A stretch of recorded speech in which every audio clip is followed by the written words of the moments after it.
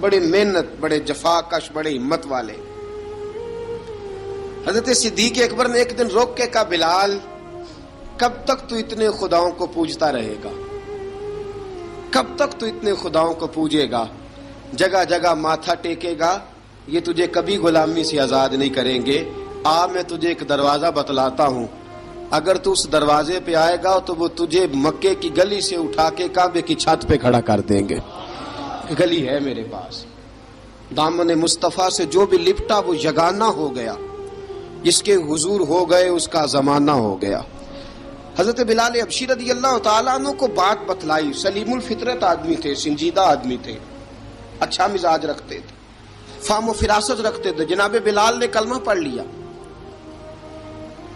کلمہ پڑھ کے نا تو سب لوگوں نے کہا، بہت سارے لوگوں نے اپنا اسلام چھپا کے رکھا ہوا تھا.